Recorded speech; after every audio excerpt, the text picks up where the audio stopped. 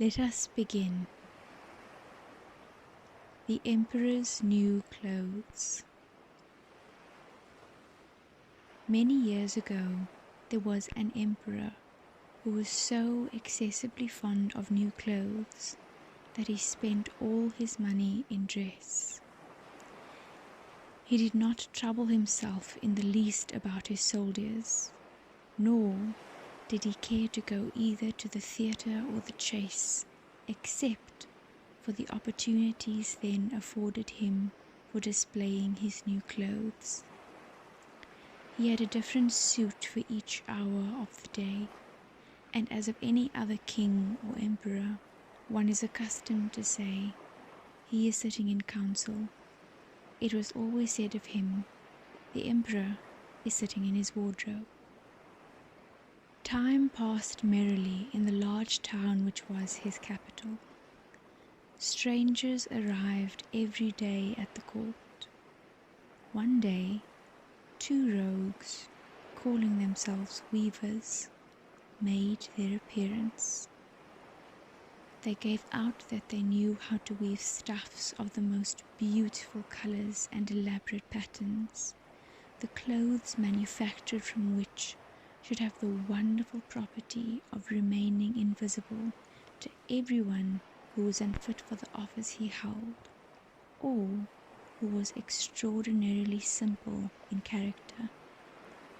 These must indeed be splendid clothes, thought the emperor. Had I such a suit, I might at once find out what men in my realms are unfit for their office, and also be able to distinguish the wise from the foolish. This stuff must be woven for me immediately. And he caused large sums of money to be given to both the weavers in order that they might begin their work directly. So the 2 pretended weavers set up 2 looms and affected to work very busily, though in reality they did nothing at all. They asked for the most delicate silk and the purest gold thread, put both into their own knapsacks, and then continued their pretended work at the empty looms until late at night. "I should like to know how the weavers are getting on with my cloth," said the emperor to himself after some little time had elapsed. He was, however, rather embarrassed when he remembered that a simpleton, or one unfit for his office, would be unable to see the manufacture. To be sure, he thought he had nothing to risk in his own person, but yet he would prefer sending somebody else to bring him intelligence about the weavers and their work before he troubled himself in the affair. All the people throughout the city had heard of the wonderful property the cloth was to possess, and all were anxious to learn how wise or how ignorant their neighbors might prove to be. "I will send my faithful old minister to the weavers," said the emperor at last, after some deliberation. "He will be best able to see how the cloth looks, for he is a man of sense, and no one can be more suitable for his office than he is." So the faithful old minister went into the hall where the knaves were working with all their might at their empty looms. "What can be the meaning of this?" thought the old man, opening his eyes very wide. "I cannot discover the least bit of thread on the looms." However, he did not express his thoughts aloud. The impostors requested him very courteously to be so good as to come nearer their looms, and then asked him whether the design pleased him, and whether the colors were not very beautiful, at the same time pointing to the empty frames. The poor old minister looked and looked. He could not discover anything on the looms, for a very good reason. There was nothing there. What? Thought he again. Is it possible that I am a simpleton? I have never thought so myself, and no one must know it if I am so. Can it be that I am unfit for my office? No, that must not be said either. I will never confess that I could not see the stuff. Well, Sir Minister, said one of the knaves, still pretending to work, you do not say whether the stuff pleases you. Oh, it is excellent, replied the old minister, looking at the loom through his spectacles. This pattern and the colours, yes, I will tell the emperor without delay how very beautiful I think them. We shall be much obliged to you, said the impostors, and then they named the different colours and described the pattern of the pretended stuff. The old minister listened attentively to their words in order that he might repeat them to the emperor, and then the knaves asked for more silk and gold, saying that it was necessary to complete what they had begun. However, they put all that was given them into their knapsacks and continued to work with as much apparent diligence as before at their empty looms. The emperor now sent another officer of his court to see how the men were getting on, and to ascertain whether the cloth would soon be ready. It was just the same with this gentleman as with the minister. He surveyed the looms on all sides, but could see nothing at all but the empty frames. Does not the stuff appear as beautiful to you as it did to my lord the minister? Asked the impostors of the emperor's second ambassador, at the same time making the same gestures as before, and talking of the design and colours which were not there. I certainly am not stupid, thought the messenger. It must be that I am not fit for my good, profitable office. That is very odd. However, no one shall know anything about it. And accordingly, he praised the stuff he could not see, and declared that he was delighted with both colours and patterns. Indeed, please your imperial majesty, said he to his sovereign when he returned, the cloth which the weavers are preparing is extraordinarily magnificent. The whole city was talking of the splendid cloth which the emperor had ordered to be woven at his own expense. And now the emperor himself wished to see the costly manufacture while it was still in the loom. Accompanied by a select number of officers of the court, among whom were the two honest men who had already admired the cloth, he went to the crafty impostors, who, as soon as they were aware of the emperor's approach, went on working more diligently than ever, although they still did not pass a single thread through the looms. Is not the work absolutely magnificent? Said the two officers of the crown already mentioned. If your majesty will only be pleased to look at it, what a splendid design, what glorious colours!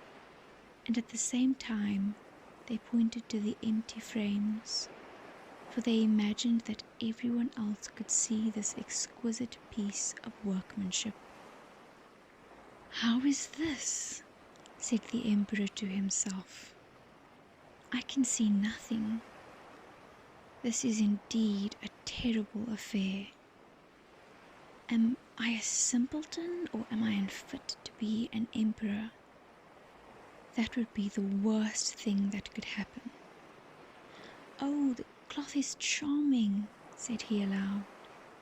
It has my complete approbation, and he smiled most graciously and looked closely at the empty looms, for on no account would he say that he could not see what two of the officers of his court had praised so much. All his retinue now strained their eyes, hoping to discover something on the looms, but they could see no more than the others. Nevertheless, they all exclaimed, "Oh, how beautiful!" and advised His Majesty to have some new clothes made from this splendid material for the approaching procession. Magnificent, charming, excellent, resounded on all sides, and everyone was uncommonly happy. The Emperor shared in the general satisfaction, and presented the impostors with an order of knighthood and the title of gentlemen weavers. The rogues sat up the whole of the night before the day on which the procession was to take place, and had 16 lights burning, so that everyone might see how anxious they were to finish the Emperor's new suit. They pretended to roll the cloth off the looms, cut the air with their scissors, and sewed with needles without any thread in them. "See," cried they at last, "the Emperor's new clothes are ready." And now the Emperor, with all the grandees of his court, came to the weavers, and the rogues raised their arms as if in the act of holding something up, saying, "Here are your Majesty's trousers, here is the scarf, here is the mantle. The whole suit is as light as a cobweb. One might fancy one has nothing at all on when dressed in it. That, however, is the great virtue of this delicate cloth." "Yes, indeed," said all the courtiers, although not one of them could see anything of this exquisite manufacture. "If your Imperial Majesty will be graciously pleased to take off your clothes, we will fit on the new suit in front of the looking-glass." The Emperor was accordingly undressed, and the rogues pretended to array him in his new suit, the Emperor turning round from side to side before the looking-glass. "How splendid His Majesty looks in his new clothes, and how well they fit!" everyone cried out. "What a design! What colours! These are indeed royal robes." "The canopy which is to be borne over your Majesty in the procession is waiting," announced the chief master of the ceremonies. "I am quite ready," answered the Emperor. "Do my new clothes fit well?" asked he, turning himself round again before the looking-glass in order that he might appear to be examining his handsome suit. The lords of the bedchamber, who were to carry His Majesty's train, felt about on the ground as if they were lifting up the ends of the mantle, and pretended to be carrying something, for they would by no means betray anything like simplicity or unfitness for their office. So now the Emperor walked under his high canopy in the midst of the procession, through the streets of his capital, and all the people standing by and those at the windows cried out, "Oh, how beautiful are our Emperor's new clothes! What a magnificent train there is to the mantle, and how gracefully the scarf hangs!" In short, no one would allow that he could not see these much admired clothes, because in doing so he would have declared himself either a simpleton or unfit for his office. Certainly none of the Emperor's various suits had ever made so great an impression as these invisible ones. "But the Emperor has nothing at all on," said a little child. "Listen to the voice of innocence," exclaimed his father, and what the child had said was whispered from one to another. But he has nothing at all on, at last cried out all the people. The emperor was vexed, for he knew that the people were right, but he thought the procession must go on now. And the lords of the bedchamber took greater pains than ever to appear holding up a train, although in reality there was no train to hold. And that is that.